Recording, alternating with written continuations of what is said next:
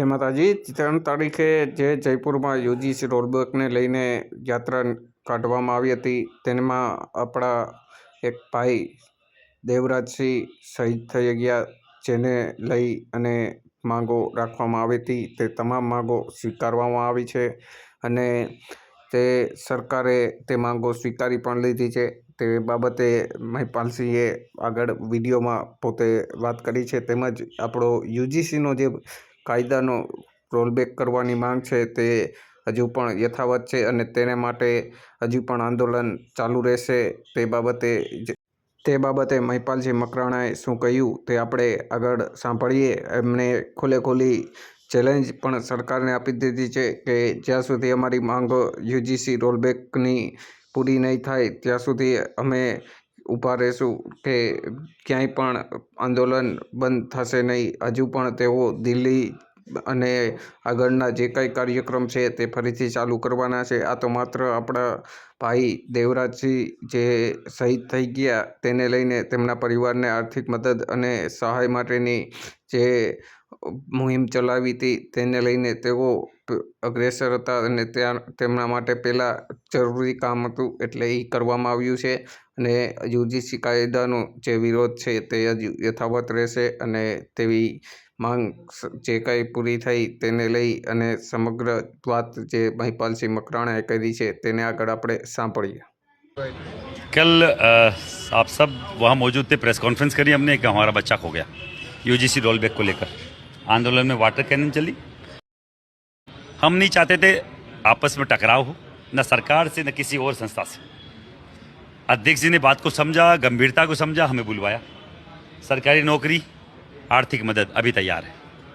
अभी जो भी वो चेक देंगे हम देके आ जाएंगे उसके परिवार को। सरकारी नौकरी वो बोल रहे साहब जो भी 5, 7, 10 दिन 15 दिन जो बच्चे के 12 दिन हो जाएं, उसके बाद में जब भी समय मिलता है उसकी नौकरी हो जाएगी।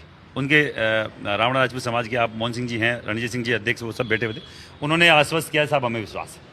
तीसरा, अधिकारियों को अभी के भी लाइन हाजिर और निलंबित तब किया जाएगा जब उनके खिलाफ एविडेंस होगा। बिना एविडेंस के तो मेरे खिलाफ भी कोई मुकदमा नहीं हो सकता, तो उनके खिलाफ भी नहीं हो सकता। तो हम तो केवल बच्चे की जायज़ मांगों को लेकर यहाँ आए थे और सकारात्मक उन्होंने रुख अपनाया है, सकारात्मक हमें संदेश दिया है।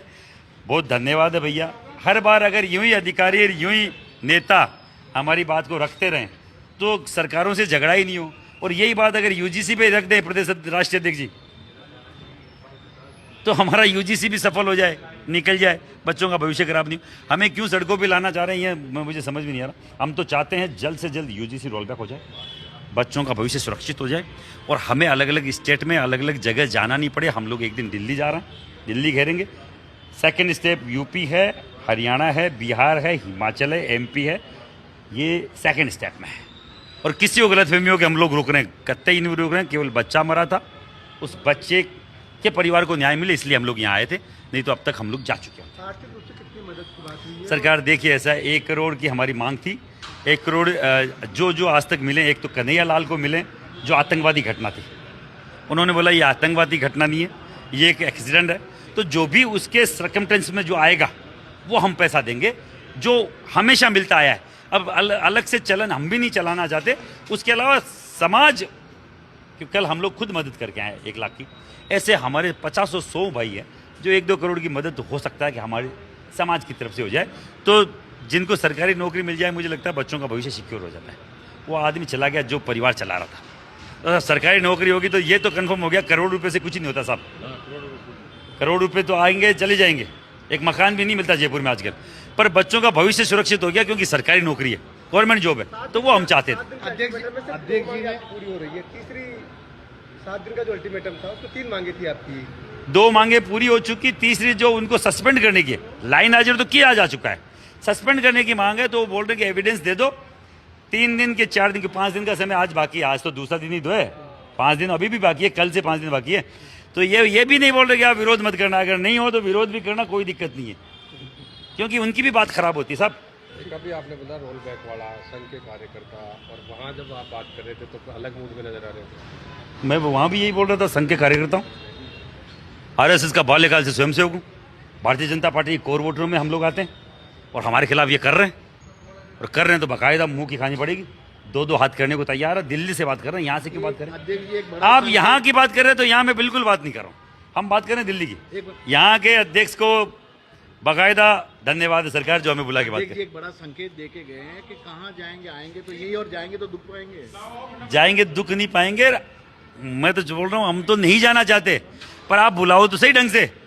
आप अपना बना रहे हो, अपना बता रहे हो, तो फिर साहब हमारे खिलाफ जो हो रहा है उसको भी तो आप कवर करो। हम तो ये तो चाह रहे हैं। बहुत धन्यवाद।